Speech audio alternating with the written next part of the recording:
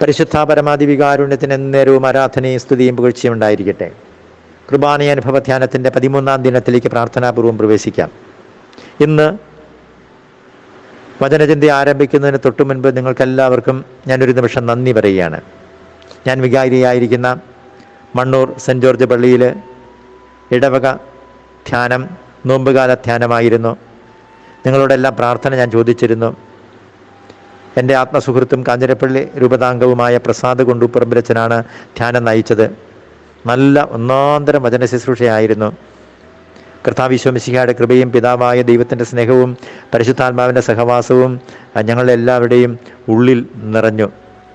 അത് അനുഭവമായി മാറുവാൻ നിങ്ങൾ തീർച്ചയായിട്ടും പ്രാർത്ഥിച്ചു. എല്ലാവർക്കും ഞാൻ ഹൃദയം കൊണ്ട് നന്ദി പറയുകയാണ്. പ്രിയപ്പെട്ടവരെ, കഴിഞ്ഞ 3 ദിവസങ്ങളായിട്ട് നമ്മൾ ഈശോ എന്തിന് കുർബാന സ്ഥാപിച്ചു എന്നത് വിശദീകരിച്ചു. നമ്മൾ പറഞ്ഞതിൻ്റെ ചുരുക്കം, ജീവിതയാത്രയിൽ നമുക്ക് വഴിച്ചോറായി മാറണം, ഇല്ലെങ്കിൽ യാത്ര ദുഷ്കരമായിരിക്കും. നമ്മുടെ മനുഷ്യപ്രകൃതി കോപം, അസൂയ ഒക്കെ നിറഞ്ഞ മനുഷ്യപ്രകൃതിയെ ദൈവസ്വഭാവമുള്ളതാക്കി മാറ്റുവാൻ സഹായിക്കും. പിന്നെ അവസാനം പറഞ്ഞത് കൂടെ വസിക്കാനാണ്. അതായത് പരിശുദ്ധ കുർബാന സ്വീകരിക്കുമ്പോൾ ദൈവം തൻ്റെ ആത്മാവിനെ നമുക്ക് തരികയാണ്. ആ കൂട്ടത്തിൽ ആത്മാവിനെ തരുമ്പോൾ ദൈവം സ്നേഹമായതുകൊണ്ട് നമ്മുടെ ഹൃദയം സ്നേഹമായി മാറുകയാണ്. പ്രിയപ്പെട്ടവരെ, നമുക്ക് മനസ്സിൽ പ്രത്യേക അനുഭവങ്ങളൊന്നും കിട്ടിയില്ലെങ്കിലും ഓർമ്മിക്കുക, നമ്മുടെ ഹൃദയം സ്നേഹമായിട്ട് മാറുന്നുണ്ട്. ഈ ധ്യാനത്തിൻ്റെ അവസാനമാകുമ്പോഴേക്കും ഈശോയെ എന്നെ സ്നേഹമാക്കി മാറ്റണമേ എന്ന് നമ്മൾ പ്രാർത്ഥിക്കുവാൻ ശ്രമിക്കും. പക്ഷെ അതിനൊരുക്കമായിട്ട് നമുക്ക് ഹൃദയം കൊണ്ട് ഈശോയോട് പ്രാർത്ഥിക്കാം, ഈശോയെ എൻ്റെ ഹൃദയം നീ സ്നേഹമാക്കി മാറ്റണമേ. പ്രിയപ്പെട്ടവരെ, കഴിഞ്ഞ 3 ദിവസങ്ങൾ ധ്യാനിച്ച കാര്യങ്ങൾ നമ്മുടെ ഉള്ളിൽ നിറയാൻ വേണ്ടിയിട്ട് ഒരു ദൈവവചനം മാത്രമാണെന്ന് ധ്യാനിക്കുന്നത്. അത് യോഹന്നാൻ്റെ സുവിശേഷം 6-ാം അധ്യായത്തിൻ്റെ 51-ാം വാക്യത്തിൻ്റെ ആദ്യ ഭാഗമാണ്. സ്വർഗത്തിൽ നിന്ന് ഇറങ്ങിയ ജീവനുള്ള അപ്പം ഞാനാണ്. സ്വർഗത്തിൽ നിന്ന് ഇറങ്ങിയ എന്നതിൻ്റെ വിശദീകരണം മുൻപൊരിക്കൽ ഞാൻ നിങ്ങളോട് പറഞ്ഞതാണ്. അതായത് മന്ന നമ്മൾ ഉദാഹരണമായിട്ട് സൂചിപ്പിച്ചു. പക്ഷേ നമ്മൾ ഒരു കാര്യം ഓർമ്മിക്കണം, പഴയ നിയമം നിഴൽ മാത്രമാണ്, പുതിയ നിയമമാണ് പൊരുൾ എന്ന് പറഞ്ഞത്. അത് ഈശോ തന്നെ പറയുന്നുണ്ട്. നിങ്ങളുടെ പിതാക്കന്മാർ മരുഭൂമിയിൽ വെച്ച് മന്ന ഭക്ഷിച്ചു, എങ്കിലും അവർ മരിച്ചു. എന്നാൽ ഈ അപ്പം ഭക്ഷിക്കുന്നവർ ഒരിക്കലും മരിക്കുകയില്ല. എന്നിട്ട് 50-ാമത്തെ വാക്യത്തിൽ, 6-ാം അധ്യായത്തിൻ്റെ 50-ാമത്തെ വാക്യത്തിൽ, ഇതാകട്ടെ മനുഷ്യൻ ഭക്ഷിക്കുന്നതിന് വേണ്ടി സ്വർഗത്തിൽ നിന്നിറങ്ങിയ അപ്പമാണ്, ഇത് ഭക്ഷിക്കുന്നവർ മരിക്കുകയില്ല. അതിനുശേഷമാണ് 51-ാമത്തെ വാക്യം പറയുന്നത്, സ്വർഗത്തിൽ നിന്ന് ഇറങ്ങിയ ജീവനുള്ള അപ്പം ഞാനാണ്. അപ്പം ജീവനുള്ള എന്ന ആ വിശേഷണത്തിൻ്റെ ഒരു അർത്ഥതലങ്ങൾ നമ്മുടെ ഉള്ളിൽ നിറയാൻ വേണ്ടിയിട്ടാണ് നമ്മളിന്ന് പ്രാർത്ഥിക്കുന്നത്. പ്രിയപ്പെട്ടവരെ, കണ്ണും കാതും ഹൃദയവുമുള്ള അപ്പം ആണ് നമ്മൾ സ്വീകരിക്കുന്നത്. എന്ന് പറഞ്ഞാൽ നീ പറയുന്നത് മുഴുവൻ കേൾക്കാൻ തയ്യാറുള്ള ഒരു ദൈവം. കൂടെയുള്ളവരോട് എന്തെങ്കിലുമൊക്കെ സങ്കടങ്ങൾ പറയുമ്പോൾ കുറച്ച് കഴിയുമ്പോൾ അവർ മടുക്കും. രണ്ടാമത് ഒരിക്കൽ പറഞ്ഞാൽ ഈ അമ്മച്ചിമാരൊക്കെ എത്രയോ പഴയ സങ്കടങ്ങൾ പറയും, നമ്മൾ ആരും ശ്രദ്ധിക്കുകയില്ല. പാതി വഴിയിൽ മുറിഞ്ഞു പോകുന്ന സ്നേഹബന്ധങ്ങളുടെ ലോകത്തിലാണ് നമ്മൾ ജീവിക്കുന്നത്. അതുകൊണ്ടാണ് വിവാഹമോചനം, ഡിവോഴ്സിൻ്റെയൊക്കെ എണ്ണം കൂടുന്നത്. അതിൻ്റെ കാരണം എന്താണെന്നറിയാമോ? നമുക്കെല്ലാവരുടെയും നന്മകൾ മതി, കുറവുകൾ ആർക്കും വേണ്ട. പക്ഷേ നിനക്ക് കുറവുണ്ടെങ്കിലും നീ പാപം ചെയ്താലും പിന്നെയും പഴയതുപോലെ സ്നേഹിക്കുന്ന ആ ജീവനുള്ള ദൈവമാണ് ഓരോ ദിവസവും ബലിയർപ്പിക്കുന്നത് എന്നുള്ള ബോധ്യം.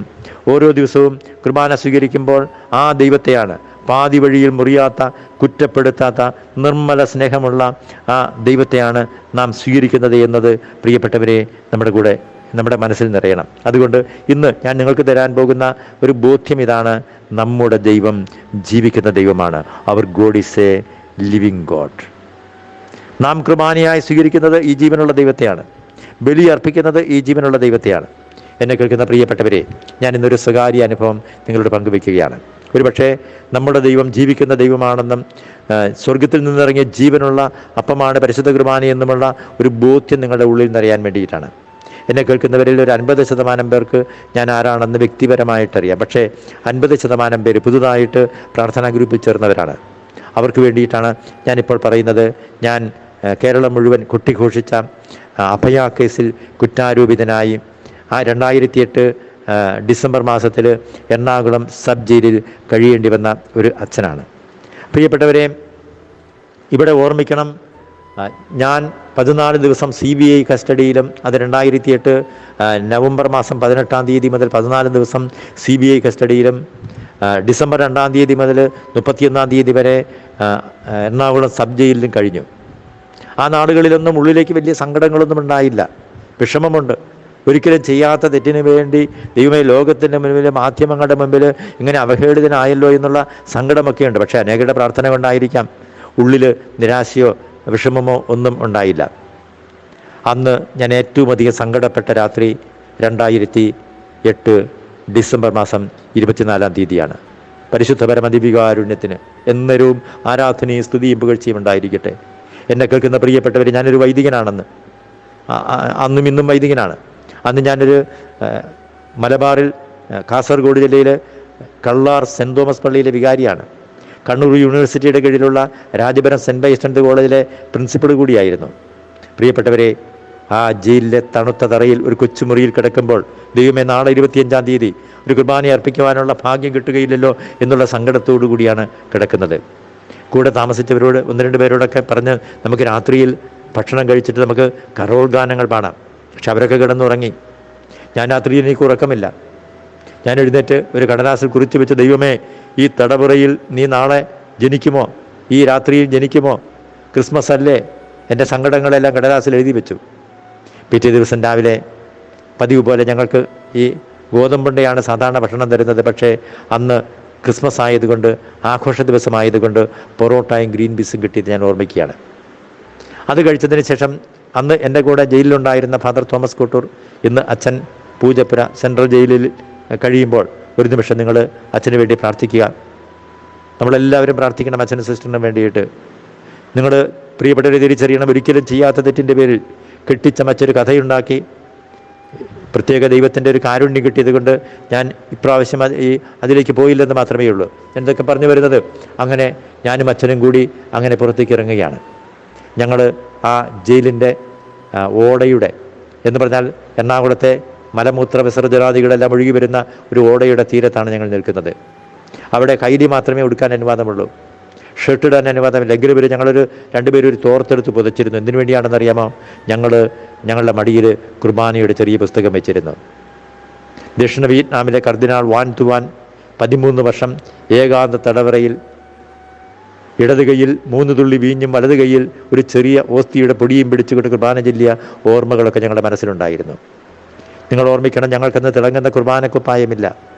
അവിടെ അൾത്താരയോ ബേമയോ ഇല്ല. വീഞ്ഞോ ഓസ്തിയോ കാസയോ പീലാസയോ ഇല്ല. ഞങ്ങളുടെ കയ്യിൽ കുർബാന ചൊല്ലുന്ന പുസ്തകം പോലുമില്ല.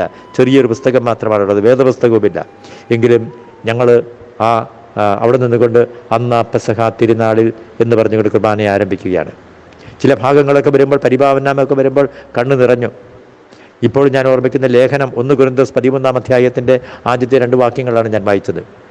പിന്നെ സുവിശേഷം വായിച്ചപ്പോൾ ഞങ്ങളുടെ കയ്യിൽ വേദപുസ്തകമില്ല, എങ്കിലും കൈകൾ കൊണ്ട് സമാധാനം നിങ്ങളോട് കൂടെ എന്ന് പറഞ്ഞുകൊണ്ട് യോഹന്നാൻ്റെ സുവിശേഷം 6-ാം അധ്യായത്തിൻ്റെ 14-ാം അധ്യായത്തിൻ്റെ ആദ്യത്തെ 6 വാക്യങ്ങളാണ് വായിച്ചത്.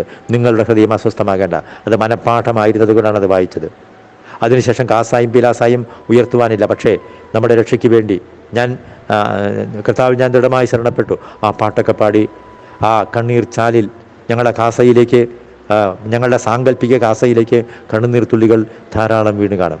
ഈശോ തൻ്റെ തിരുരക്തമായി മാറ്റിക്കാണുമെന്ന് ഞാൻ വിശ്വസിക്കുകയാണ്. അങ്ങനെ കുദാശവചനങ്ങൾ ഉച്ചരിച്ചു.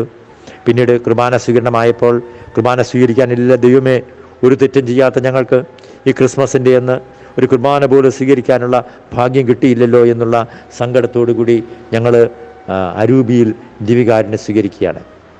ഇനി ഒരു ബലി അർപ്പിക്കുവാൻ വരുമോ ഇല്ലയോ എന്ന് അറിഞ്ഞുകൂടാ എന്ന് പറഞ്ഞപ്പോൾ ആ ജയിലിലെ ഉത്തരവാദിത്വമുള്ള സൂപ്രണ്ട് ഒരു പോലീസുകാരനെ പറഞ്ഞയച്ച് ഞങ്ങളോട് അവിടെ മുറിയിലേക്ക് ചെല്ലുവാൻ പറഞ്ഞു. പ്രിയപ്പെട്ടവരെ, ഭയത്തോടും വിറയലോടും കൂടി ആണ് ഞങ്ങൾ ചെല്ലുന്നത്. എന്താണ്, അനുവാദമില്ലാതെ ഞങ്ങൾ ഒന്നിച്ചവിടെ നിന്നുകൊണ്ട് പ്രാർത്ഥിച്ചത്.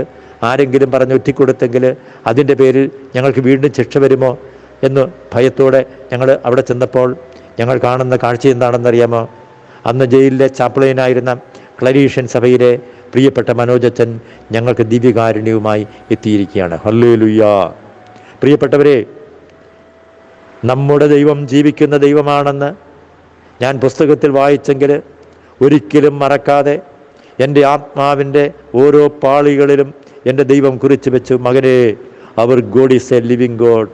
നമ്മുടെ ദൈവം ജീവിക്കുന്ന ദൈവമാണ്. നിന്റെ മനസ്സിൽ ദുഃഖത്തിൻ്റെ ചലനങ്ങൾ ഉണ്ടാകുമ്പോൾ ദൈവത്തിൻ്റെ ഹൃദയത്തിൽ ഇടിമുഴക്കമുണ്ടാകുമെന്ന് നീ തിരിച്ചറിയണം. ഒരു സഹനത്തിലൂടെ കടന്നുപോയെങ്കിലും our God is a living God, അല്ലെങ്കിൽ എൻ്റെ ദൈവം ജീവിക്കുന്ന ദൈവമാണെന്ന് ഒരു പ്രത്യേക അനുഭവത്തിലൂടെ എൻ്റെ ദൈവം എന്നെ പഠിപ്പിച്ചതുകൊണ്ട് പിന്നെ ബലിയർപ്പണങ്ങളിൽ കുറേ കൂടി അനുഗ്രഹവും അഭിഷേകവും നിറഞ്ഞുവെന്ന് നിങ്ങൾ തിരിച്ചറിയാൻ വേണ്ടിയിട്ടാണ്. എന്നെ കേൾക്കുന്ന പ്രിയപ്പെട്ടവരെ, ഈ ഒരു ബോധ്യം നമുക്ക് കിട്ടണം. അത് കുർബാനയിലെ അനുഭവത്തിലൂടെ കിട്ടണമെന്ന് നിർബന്ധമില്ല. ജീവിതത്തിൻ്റെ പരിപരുത്ത അനുഭവങ്ങളിൽ എത്രയോ വട്ടം ദൈവം എന്നെ കേൾക്കുന്ന നിങ്ങൾ ഓരോരുത്തരെയും ഏതെങ്കിലും തരത്തിൽ സഹായിച്ച് ഇടപെട്ടിട്ടുണ്ട്. അപ്പോഴൊക്കെ ആ ജീവിക്കുന്ന ദൈവത്തെ നിങ്ങൾക്ക് തിരിച്ചറിയാൻ കഴിഞ്ഞെങ്കിൽ ഇന്ന് നാളെ മുതൽ പരിശുദ്ധ കുർബാന അർപ്പിക്കുമ്പോൾ സ്വർഗത്തിൽ നിന്നിറങ്ങിയ ജീവനുള്ള അപ്പം, ജീവനുള്ള എന്നുള്ളത് നിങ്ങൾ അടിവരയിട്ട് പിന്നെയും പിന്നെയും പലവട്ടമെന്ന് പറഞ്ഞു നോക്കൂ. നമ്മൾ ബലിയർപ്പിക്കുന്ന പുരോഹിതൻ ജീവനുള്ള ഈശോ തന്നെയാണ്. സ്വീകരിക്കുമ്പോൾ അവിടുത്തെ ആത്മാവിനെ, അവിടുത്തെ ശരീരത്തെയും രക്തത്തെയും ആത്മാവിനെയും ദൈവത്വത്തെയും സ്വീകരിക്കുന്നത് കൊണ്ട് നമ്മുടെ ഉള്ളിലേക്ക് ദൈവിക ജീവൻ നിറയുന്നത് കൊണ്ട് ആ ജീവനുള്ള ദൈവമാണ് നമ്മളോട് പിന്നെ സംസാരിച്ചു കൊണ്ടിരിക്കുന്നത്. പ്രിയപ്പെട്ടവരെ, ആരാധനയ്ക്കിരിക്കുമ്പോഴും ഈ ഒരു അനുഭവം ഉണ്ടാകണം. അതുകൊണ്ട് ഞാൻ ഇന്ന് ഈ വചനചിന്തകൾ അവസാനിപ്പിക്കുമ്പോൾ നമ്മുടെ ദൈവം ജീവിക്കുന്ന ദൈവമാണെന്ന്, അതെ, ഞാൻ സ്വർഗത്തിൽ നിന്നിറങ്ങിയ ജീവനുള്ള അപ്പം ഞാനാണ്. യോഹന്നാൻ 6:51 അഭിഷേകം കർത്താവേ ഞങ്ങളുടെ ഉള്ളിൽ നിറയ്ക്കണമേ. നാളെ മുതൽ ഞങ്ങൾ പരിശുദ്ധ കുർബാന അർപ്പിക്കുമ്പോൾ ഞങ്ങൾ വെറുതെ അവിടെ ഒരു കല്ലിനെയും മണ്ണിനെയുമല്ല ഞങ്ങൾ അവിടെ കാണുന്നത്, ജീവിക്കുന്ന ദൈവത്തെയാണ് ഞങ്ങൾ കാണുന്നത്. ഞങ്ങൾ ബലിയർപ്പിക്കുമ്പോൾ ആ ജീവിക്കുന്ന ദൈവത്തിൻ്റെ സാന്നിധ്യം അനുഭവിച്ചറിയാൻ കർത്താവെ ഞങ്ങളെ സഹായിക്കണമേ. ഇതിന് തടസ്സമായി നിൽക്കുന്ന എല്ലാ അന്ധകാര ശക്തികളെയും കർത്താവെ ബന്ധിച്ച് പ്രാർത്ഥിക്കുന്നു. എല്ലാ പൈശാചിക സ്വാധീനങ്ങളെയും ബന്ധിച്ച് പ്രാർത്ഥിക്കുന്നു.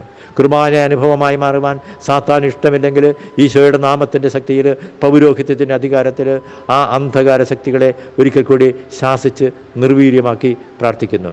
കർത്താവെ, ഈ കുർബാന അനുഭവം ധ്യാനം കേട്ടുകൊണ്ടിരിക്കുന്ന എല്ലാ മക്കളെയും, അവരുടെ കുടുംബങ്ങളെയും, അവരുടെ കുഞ്ഞുങ്ങളെയും, ബഹുമാനപ്പെട്ട വൈദികരെയും സമർപ്പിതരെയും അവർ താമസിക്കുന്ന പരിസരങ്ങളെയും ഒക്കെ തിരിച്ചോര കൊണ്ട് കർത്താവെ മുദ്ര ചെയ്യുന്നു, പൊതിയുന്നു. ഈ കുർബാന അനുഭവം ഒരു അഭിഷേകമാക്കി മാറ്റുവാൻ ഞങ്ങളെല്ലാവരെയും സഹായിക്കണമേ. നമ്മുടെ കർത്താവ് ഈശോ മിശിഹായുടെ കൃപയും പിതാവായ ദൈവത്തിൻ്റെ സ്നേഹവും പരിശുദ്ധാത്മാവിൻ്റെ സഹവാസവും പരിശുദ്ധ അമ്മയുടെയും വിശുദ്ധ യേശുവിന്റെ പിതാവിൻ്റെയും പ്രത്യേക സംരക്ഷണവും നാം എല്ലാവരുടെയും കൂടെ ഉണ്ടായിരിക്കട്ടെ, ഇപ്പോഴും എപ്പോഴും എന്നേക്കും. ആമേൻ.